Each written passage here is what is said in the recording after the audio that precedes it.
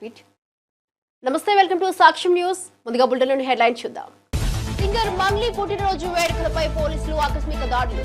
చేవెళ్లలోని Tripura resort లో గంజాయి, భారీగా విదేశీ మద్యం పట్టివే. సినీ రాజకీయ ప్రముఖుల పిల్లలు కూడా ఉన్నట్లు వార్తలు. టాలీవుడ్ లో మాదక ద్రవ్యాల వినియోగంపై మళ్లీ తీవ్ర ఆందోళన.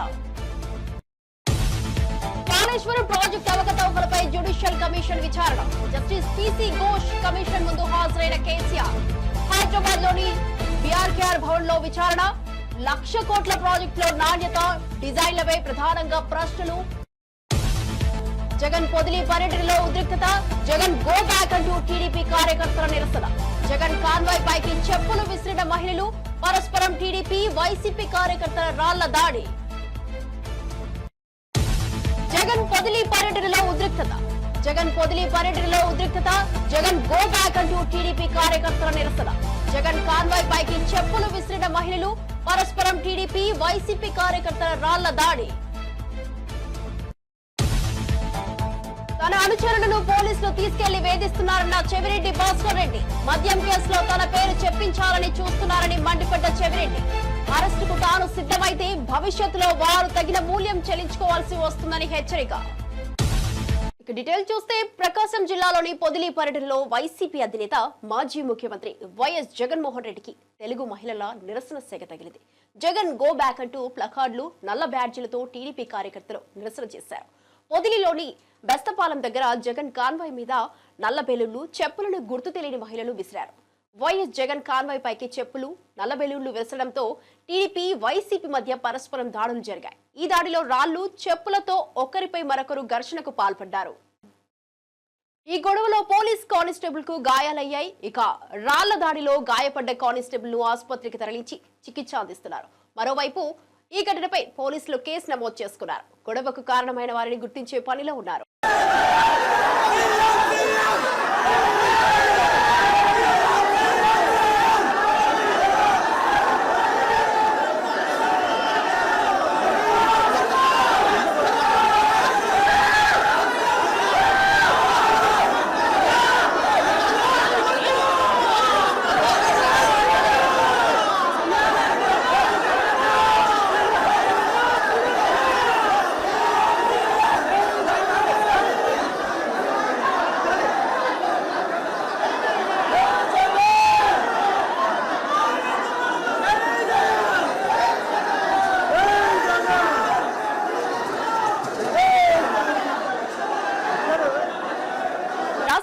ఒక్క పంటకు గిట్టుబాటు ధర లేక రైతులు తీవ్ర ఇబ్బందులు ఎదుర్కొంటున్నారని మాజీ సీఎం వైఎస్ జగన్ ఆవేదన వ్యక్తం చేశారు. వ్యవసాయం నష్టాల కూరుకుపోవడంతో రైతుల పరిస్థితి దయనీయంగా మారిందన్నారు. ప్రభుత్వం రైతులను ఆదుకోవాల్సిన అవసరం ఉందని, కానీ ప్రస్తుతం జరుగుతున్న వ్యవహారాలన్నీ నిర్లక్ష్యానికి నిదర్శనమని విమర్శించారు.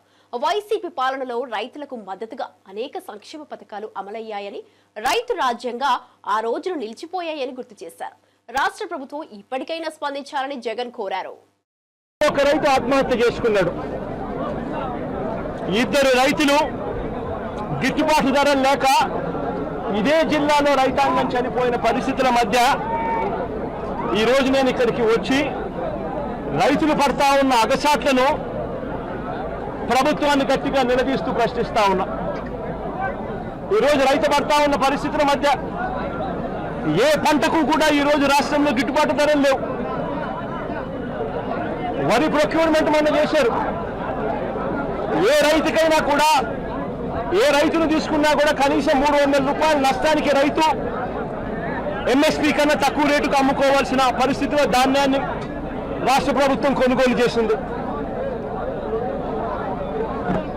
వరి దగ్గర నుంచి మొదలు పెడితే మిరప, పత్తి, జొన్న, కందులు, మినుములు, పెసలు, మొక్కజొన్న, సజ్జ, రాగులు, వేరుశనగ, అరటి, చీని, పొగాకు, కొక్కు, ఏ పంట తీసుకున్నా కూడా రైతన్నకు ఈరోజు గిట్టుబాటు ధర రాని పరిస్థితి ఈరోజు రాష్ట్రంలో కనిపిస్తూ ఉంది.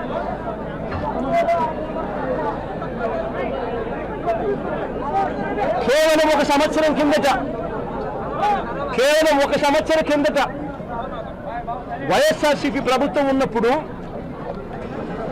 రైతు రాజ్యంగా రాష్ట్రంలో పరిపాలన సాగించినప్పుడు రైతు పరిస్థితి ఎలా ఉండేది, ఒక్క సంవత్సర కాలంలో రైతు ఎలా దిగజారిపోయాడు అని చెప్పడానికి నిదర్శనం ఈరోజు రాష్ట్రంలో ఈ జిల్లాలో జరిగిన రైతు ఆత్మహత్యలు. గత ఏడాది రైతు భరోసా కింద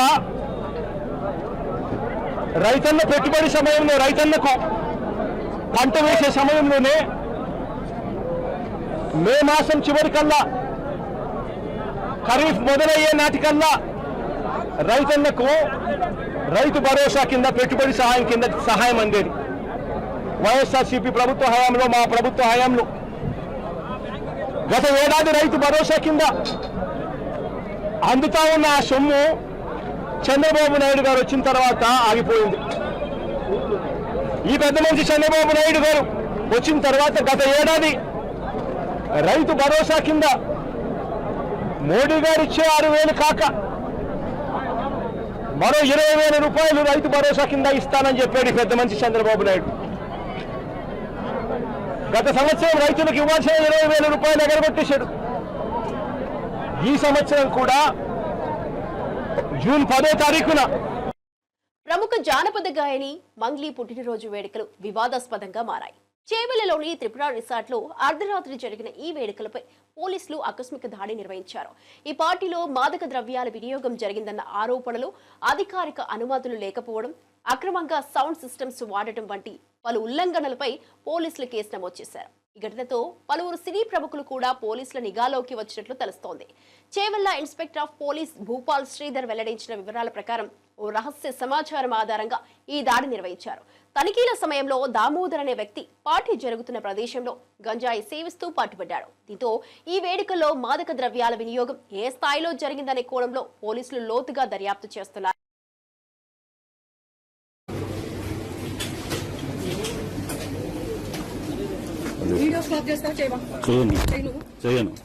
నా డ్యూటీకి అడ్డం తెలకండి మీరు నా డ్యూటీ ఎట్లా వస్తారు మీరు?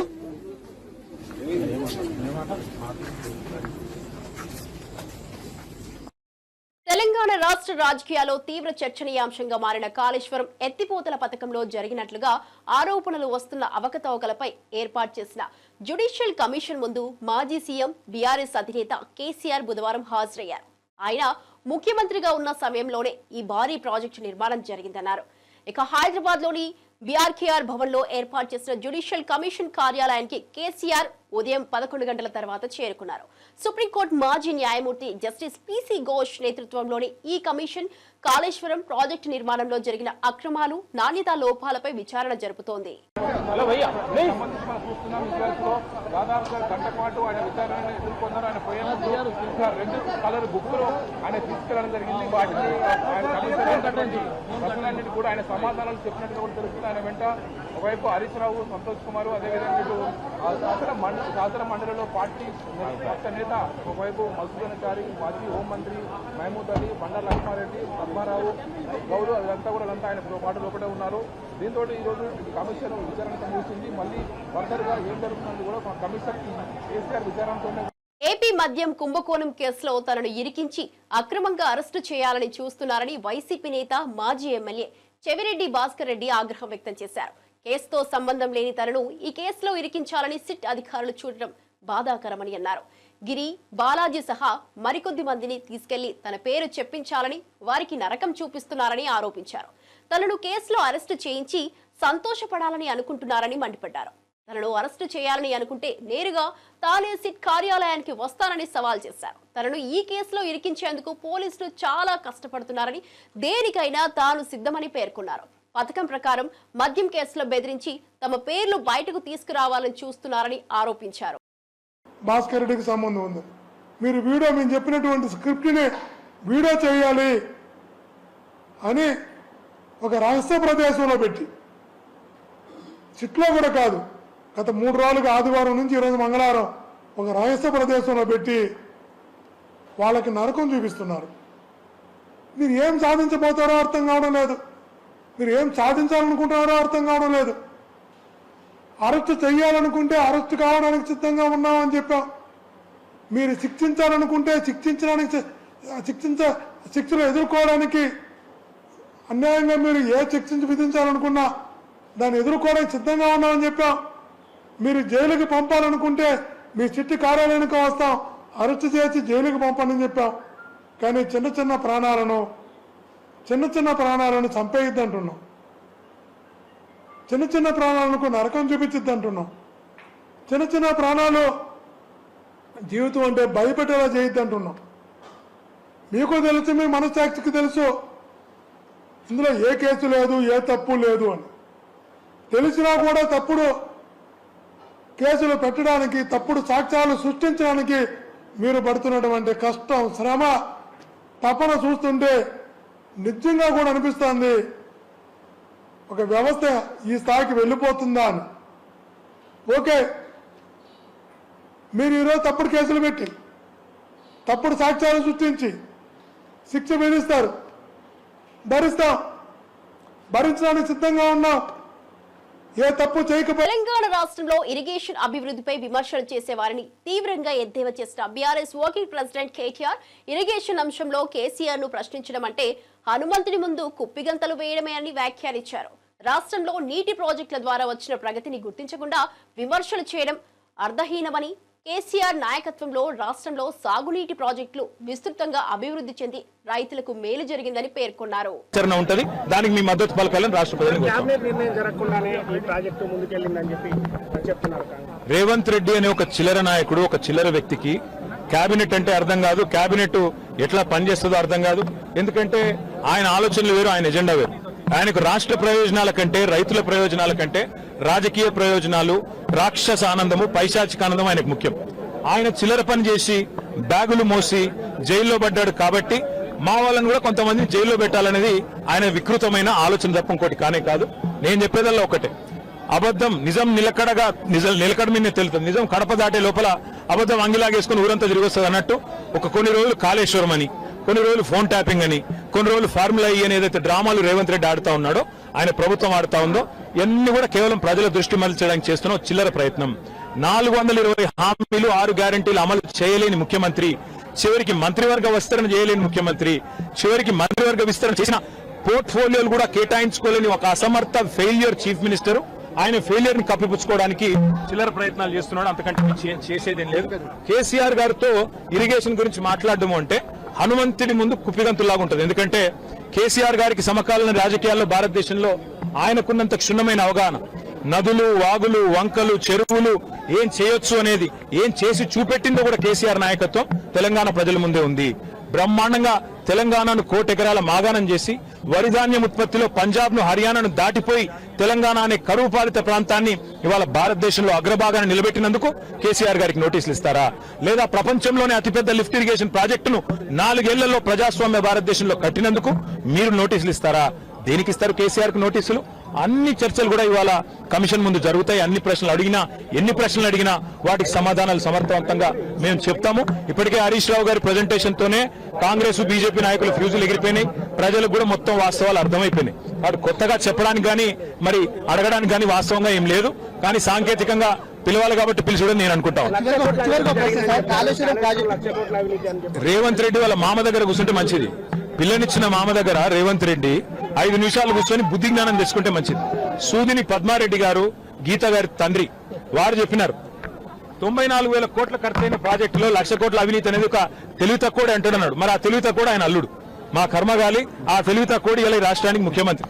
కాబట్టి మేమనేది ఏంటంటే రేవంత్ రెడ్డి గారు ముందు పోయి వాళ్ళ మామగారి దగ్గర కూర్చొని కొన్ని పాఠాలు నేర్చుకుంటే మంచిది. కాళేశ్వరం ప్రాజెక్టు విచారణ పూర్తిగా అయిపోయిన తరుణంలో మళ్ళీ 2 ఏళ్లు పొడిగించి కేసీఆర్ ను ఇటు హరీష్ రావు పెంచినటువంటి సందర్భం కనిపించింది. దీన్ని ఎట్లా చూస్తుంది? ఖచ్చితంగా కక్ష సాధింపు, రాజకీయ వేధింపు తప్ప ఇందులో ఏమీ లేదు. నిజం నిలకడ మీద తేలుతుంది. ముమ్మాటికి అల్టిమేట్ గా ప్రజాక్షేత్రంలో, న్యాయస్థానాల్లో ఎక్కడెక్కడైతే ఇవాళ ఈ విచారణను, ఈ వేధింపులను ప్రజలు గమనిస్తున్నారో, 1,00,00,000 ఎకరాల మాగాణం చేసి పంజాబ్ ను, హర్యానాను దాటే విధంగా తెలంగాణలో వ్యవసాయ ఉత్పత్తి పెంచిన కేసీఆర్ గారి మీద వేధింపుకు పాల్పడితే తప్పకుండా ప్రజాక్షేత్రంలో ప్రజలు బుద్ధి చెప్తారు. 1.5 ఏడాదిన్నర కాలంగా ఒక ప్రాజెక్టు డిపిఆర్ గానీ, కనీసం శంకుస్థాపన గానీ, ఒక ఇటుక పెట్టి దాఖలాలు లేవు. ఎట్లా చూస్తారు కాంగ్రెస్ పార్టీ? ఉప ముఖ్యమంత్రి పవన్ కళ్యాణ్ నంద్యాల జిల్లా నందికొట్కూరు మండలంలోని తన ఇంటి పేరుతో ఉన్న కొణిదెల గ్రామ అభివృద్ధికి 50 లక్షల రూపాయలు ప్రకటించిన విషయం విదితమే. ఈ మేరకు పవన్ కళ్యాణ్ నిధులను మంజూరు చేశారు. ఆ మొత్తానికి సంబంధించిన చెక్కులు నంద్యాల కలెక్టరేట్ లో నిన్న జరిగిన కార్యక్రమంలో కలెక్టర్ రాజకుమారి, డిఆర్ఓ రాము నాయక్, పరిపాలనాధికారి రవికుమార్, సెక్షన్ సూపరింటెండెంట్ నరసింహరావులకు అందజేశారు. ఈ నిధులను కొణిదెల గ్రామ అభివృద్ధికి వినియోగించాలని ఆమె సూచించారు. ఈ ఏడాది మార్చి నెలలో పవన్ కళ్యాణ్ కర్నూలు జిల్లాలో పర్యటించారు. ఆ సమయంలో కొణిదెల గ్రామ పరిస్థితి గురించి నందికొట్కూరు ఎమ్మెల్యే జయసూర్య ఆ గ్రామ సర్పంచ్ వివరించారు. దీంతో ఆయన ఆ గ్రామాన్ని దత్తత తీసుకున్నారు. తన సొంత ట్రస్టు నుంచి 50 లక్షల రూపాయల నిధులను ఈ గ్రామానికి కేటాయించారు. టీఆర్ఎస్ నేతలపై ఎమ్మెల్సీ అద్దంకి దయాకర్ తీవ్ర వ్యాఖ్యలు చేశారు. కాంగ్రెస్ లేకపోతే కల్వకుంట్ల కుటుంబానికి పుట్టగతులే ఉండేవి కావు. టీఆర్ఎస్ కు భవిష్యత్తు ఇచ్చింది కాంగ్రెస్ పార్టీని అని మండిపడ్డారు. టీఆర్ఎస్ ను కాంగ్రెస్ లో విలీనం చేస్తామని చెప్పి దొంగ ప్రకటనలు చేశారని ఆరోపించారు. కవిత లిక్కర్ కేస్, కేటీఆర్ ఫార్ములా ఈ రేస్ వ్యవహారం, కేసీఆర్ కాళేశ్వరం స్కామ్, కవిత లిక్కర్ కేస్, కేటీఆర్ ఫార్ములా ఈ రేస్ వ్యవహారం, కేసీఆర్ కాళేశ్వరం స్కామ్ ఆల్ కల్వకుంట్ల కుటుంబ అవినీతికి నిదర్శనాలని ఆరోపించారు. కాంగ్రెస్ పై విమర్శలు చేయకముందు వారికి మనమున్నామనే విషయాన్ని గుర్తించుకోవాలని హెచ్చరించారు. కాంగ్రెస్ పార్టీ మీద, కాంగ్రెస్ ప్రభుత్వం మీద అవాకులు చవాకులు పేరుతున్న మిస్టర్ కేటీఆర్, కాంగ్రెస్ పార్టీ లేకుంటే మీకు, మీ కుటుంబానికి పుట్టగతులు లేవు. ఆ రోజున తెలంగాణ ప్రజల కోసం కాంగ్రెస్ పార్టీ తెలంగాణ ఇవ్వాలనుకున్న పరిస్థితుల్లో 2004లో మీతో పొత్తు పెట్టుకున్న తర్వాత ఈ పార్టీకి భవిష్యత్తునిచ్చింది కాంగ్రెస్ పార్టీ. 2014లో బిల్ పాస్ అయిన తర్వాత మీరు కాంగ్రెస్తో మర్జ్ అవుతామని చెప్పి దొంగ ప్రకటనలు చేసి మీరు స్వార్థపరంగా మీరు నిలబడ్డా మీకు గెలిచిన ప్రజలు ప్రభుత్వాన్ని ఏర్పాటు చేసింది ప్రజల డబ్బును దోచుకోమ్మనో ప్రజల ధనాన్ని దుర్వినియోగం చేయాలని కాదు. ఇలా ప్రాజెక్టుల పేరు మీద మీరు చేసిన ఏవైతే దందాలు ఉన్నాయో అవన్నిటికీ ఇలా ఏమైతుంది, మీరు మీ కుటుంబం మొత్తం ఇలా అవినీతిమయమైన పరిస్థితి. ఒకటి లిక్కర్ కేసులో మీ చెల్లి, ఇలా కాళేశ్వరం దాంట్లో మీ బావ, ఈ ఫార్మా రేసులో నువ్వు, చివరికి ఇలా మీ తండ్రి గారిని కూడా కాళేశ్వరం కమిషన్ ముందు నిలబెట్టింది అని అంటే తెలంగాణ ప్రజలకు మోసం చేసినందుకు, దగా చేసినందుకే. కాబట్టి కాంగ్రెస్ పార్టీ మీద ఇష్టం వచ్చినట్టు మాట్లాడాలనుకుంటే ప్రజలేమీ ఆలోచన లేకుండా లేరు. మిమ్మల్ని ఓడగొట్టి ఈరోజు ఇంట్లో బండబెట్టింది కూడా అదే, గుర్తుపెట్టుకోండి. శ్రీ సత్యసాయి జిల్లా ధర్మవరంలో నిర్వహించిన యోగాంధ్ర కార్యక్రమంలో మంత్రి సత్యకుమార్ పాల్గొన్నారు. యోగాసనాలు వేస్తూ ప్రజలకు ఆరోగ్యంపై అవగాహన కల్పించారు. ఆరోగ్యకరమైన జీవితం ఆరోగ్యవంతమైన సమాజాన్ని నిర్మించేందుకు సహాయపడుతుందన్నారు. జూన్ 21న విశాఖపట్నంలో జరగనున్న అంతర్జాతీయ యోగా దినోత్సవాన్ని విజయవంతం చేయాలని ప్రజలకు పిలుపునిచ్చారు. యోగా దినోత్సవం ద్వారా ప్రజల్లో ఆరోగ్య సంస్కృతి బలపడుతుందని పేర్కొన్నారు. ముఖ్యంగా 2 కోట్ల మందిని వీటికి సమాయత్తం చేసి దీనికోసం రిజిస్ట్రేషన్ కార్యక్రమాన్ని చేపట్టి ఇవాళ 2 కోట్లు దాటిపోయాయి రిజిస్ట్రేషన్స్. 2,20,00,000 దాకా చేసి 2 కోట్ల మందిని భాగస్వామ్యం చేయాలనే ఉద్దేశం ఉంది. ఆనాడు జూన్ 21 ఏనాడైతే 11వ అంతర్జాతీయ దినోత్సవాన్ని మనం ప్రధానమంత్రి గారి ముఖ్య అతిథిగా జరుపుకుంటాము, మొత్తం యావత్తు ఆంధ్రప్రదేశ్ దాంట్లో భాగస్వామ్యం కావాలనే లక్ష్యాన్ని నిర్దేశించుకోవడం జరిగింది. ఇది కేవలం రికార్డు బద్దలు కొట్టడం కోసమో ఇతరత్ర కార్యక్రమాల కోసం ప్రపంచ దృష్టిని ఆకర్షించడం ఒకటి, ముఖ్యంగా దీన్ని యోగాని ఒక జీవన విధానంగా, వే ఆఫ్ లైఫ్ గా మార్చాలనే ఉద్దేశంతో ముఖ్యమంత్రి గారు ఈ కార్యక్రమాన్ని ఇంత పెద్ద స్థాయిలో చేపడుతున్నారు. తద్వారా మనకు శారీరక ఉల్లాసమే కాకుండా మానసిక వికాసం, మానసిక ప్రశాంతత కూడా లభిస్తుంది, ఆరోగ్యం బాగుపడుతుంది. తద్వారా అనారోగ్యం బారిన పడకుండా ఉంటాం. ఒక ఆరోగ్యకరమైన జీవితం, ఒక ఆరోగ్యకరమైన సమాజానికి దారితీస్తుంది. మనం కలగంటున్న స్వర్ణాంధ్రప్రదేశ్ ఏదైతే హెల్దీ, వెల్దీ, హ్యాపీ, ఆరోగ్యకరమైన, సుసంపన్నమైన లేదా ఈ వెల్దీ, హ్యాపీ, సుసంపన్నమైన లేదా సంతోషకరమైన ఆంధ్రప్రదేశ్ని, ఆరోగ్యకరమైన, సుసంపన్నమైన, సంతోషకరమైన ఆంధ్రప్రదేశ్ని నిర్మించాలనే లక్ష్యం దిశగా ఈ మనం చేపట్టబోయే ఈ యోగాంధ్ర కార్యక్రమం ఒక పునాది వేస్తుంది. ధన్యవాదాలు. అధికార యంత్రాంగం నుంచి ప్రతి ఒక్కరు, ముఖ్యంగా 2 కోట్ల మందిని. అనకాపల్లి జిల్లా ఎస్ రాయవరం మండలం గెడ్డపాలెం గ్రామంలో జరిగిన ఏరువాక కార్యక్రమంలో హోంమంత్రి పాల్గొన్నారు. భూమి పూజ చేసి కాడెడ్లతో నాగలి పట్టుకుని స్వయంగా పొలం దున్నారు. రైతుల పండుగలా జరిగిన ఈ కార్యక్రమంలో మంత్రి మాట్లాడుతూ వ్యవసాయం మన సంస్కృతి అద్దమని పేర్కొన్నారు. ఈ సందర్భంగా రైతులకు రాయితీపై విత్తనాలు పంపిణీ చేశారు. గ్రామస్తులతో మమేకమై పంటల పరిస్థితులను అడిగి తెలుసుకున్నారు. రైతుల అభ్యున్నతే ప్రభుత్వ లక్ష్యమని తెలిపారు.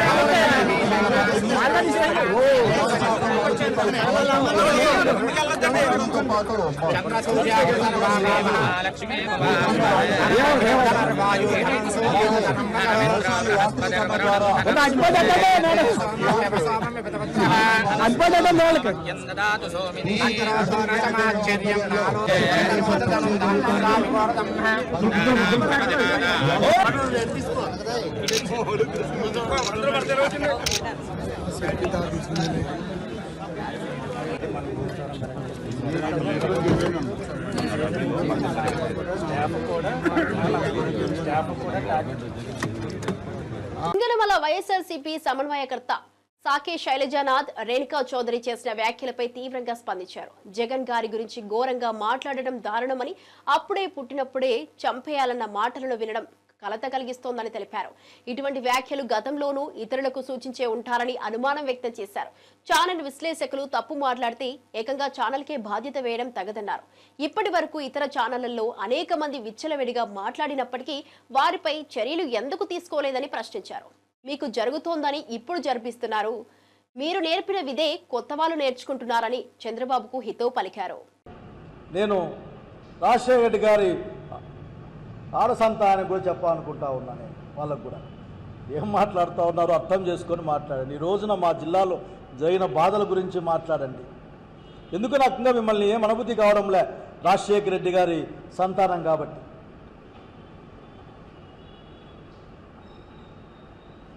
కనుక మీరు ఆలోచించుకోవాలి ఎన్ని మాటలు. అసలు భారతీయ గారు అసలు ఎప్పుడైనా ఎక్కడైనా మహాతల్లి ఎప్పుడైనా సరే రాజకీయాల్లో కనిపించిందా, మాట్లాడిందా? అంటే ఛానల్లో వచ్చిన కార్యక్రమం తప్పైతే దాని ఛానల్ ఓనర్లకు అంటగడతారా మీరు? అంటే ఎన్ని ఛానల్లో ఎన్ని మాట్లాడే వాళ్ళ ఓనర్లు అంటగడతారా? ఏంటి ఈ రోజున ఒక 5 సంవత్సరాల కాలంలో లేక 2 సంవత్సరాల కాలంలో ఎందుకు ఈ ప్రభుత్వం వచ్చినాకనే దూరం కూడా వద్దు. ఏ ఛానల్లో ఏ డిబేట్లు జరిగాయి, ఏ డిబేట్లో ఏమొచ్చింది, అట్లాగే చిన్న పెద్ద డిబేట్లు ఏం మాట్లాడారో మాట్లాడండి. ఎంత విచ్చల విలిగా కామెంట్ చేసినా కానీ పట్టించుకోలేదు కదా. అంతెందుకు సినిమాల్లో బాధితాయుతమైన ప్రజాప్రతినిధులు ఉన్న మీ వాళ్ళు దబిడి దిబిడి అని మాట్లాడితే ఏమన్నా మాట్లాడారా మీరు? సినిమాలోనూ అదే, సినిమా అయిపోయినాక ఫంక్షన్లోనూ అదే. చూడ్డానికి ఎఫెక్ట్గా జుబుక్సకరంగా లేదా మరి ఎందుకు యాక్షన్ తీసుకోరు మీరు? ఏదేమంటే చంద్రబాబు గారు మరొక్కసారి మిమ్మల్ని అడుగుతా ఉన్నానే, పదే అడుగుతూ ఉంటాం కూడా, మీరు ఏం నేర్పించాలనుకుంటా ఉన్నారు? ఎక్కడికి రాష్ట్రాన్ని తీసుకెళ్తారు మీరు? ఏ విలువలు నేర్పిస్తారు?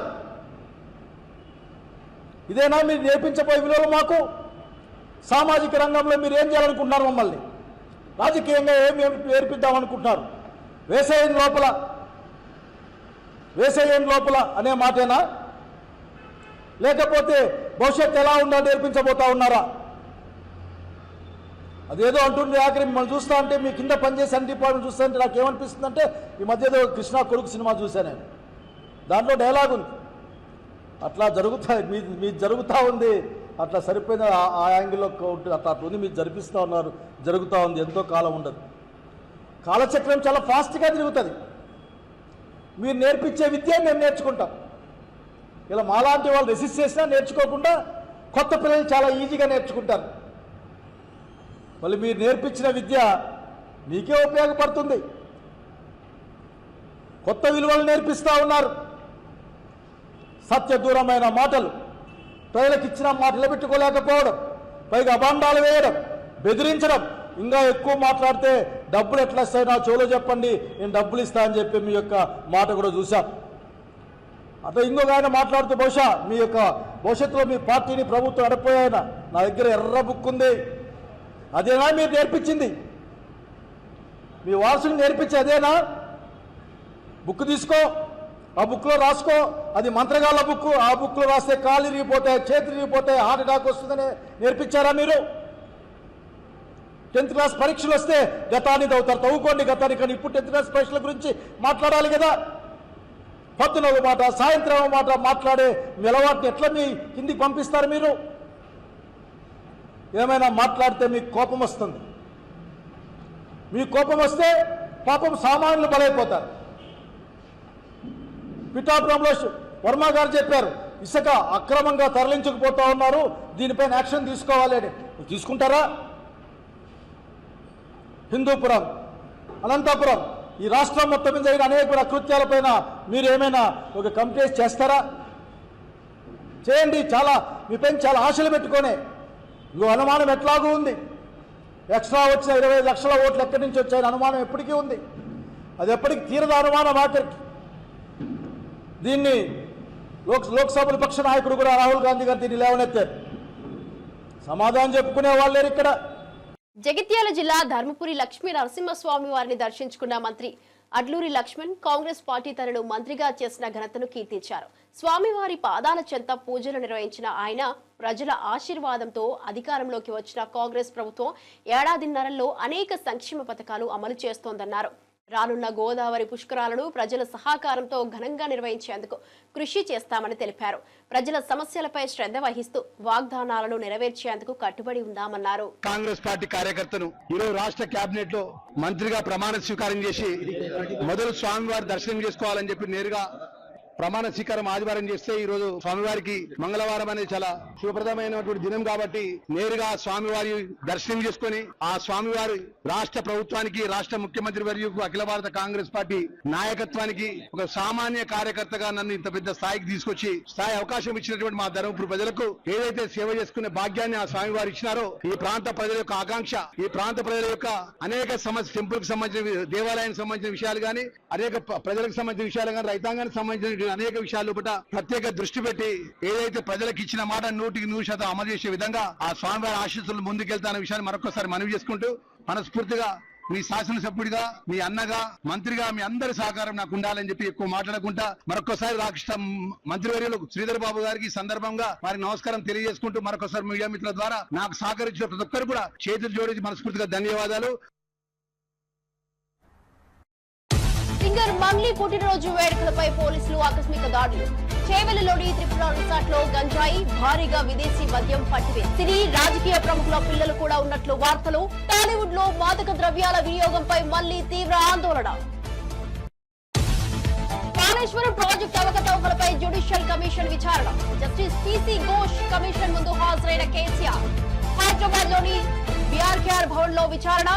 1,00,000 కోట్ల ప్రాజెక్టులో నాణ్యత, డిజైన్లపై ప్రధానంగా ప్రశ్నలు. జగన్ పొదిలి పర్యటనలో ఉద్రిక్తత. జగన్ గో బ్యాక్ అంటూ టీడీపీ కార్యకర్తల నిరసన. జగన్ కాన్వాయ్ పైకి చెప్పులు విసిరిన మహిళలు. పరస్పరం టీడీపీ, వైసీపీ కార్యకర్తల రాళ్ల దాడి. జగన్ పొదిలి పర్యటనలో ఉద్రిక్తత. జగన్ గో బ్యాక్ అంటూ టీడీపీ కార్యకర్తల నిరసన. జగన్ కాన్వాయ్ పైకి చెప్పులు విసిరిన మహిళలు. పరస్పరం టీడీపీ, వైసీపీ కార్యకర్తల రాళ్ల దాడి. తన అనుచరులను పోలీసులు తీసుకెళ్లి వేధిస్తున్నారన్న చెవిరెడ్డి భాస్కర్ రెడ్డి. మద్యం కేసులో తన పేరు చెప్పించాలని చూస్తున్నారని మండిపడ్డ చెవిరెడ్డి. అరెస్టుకు తాను సిద్ధమైతే భవిష్యత్తులో వారు తగిన మూల్యం చెల్లించుకోవాల్సి వస్తుందని హెచ్చరిక. నమస్తే, welcome to AP news TV. ముందుగా బులెటిన్లోని హెడ్లైన్స్ చూద్దాం.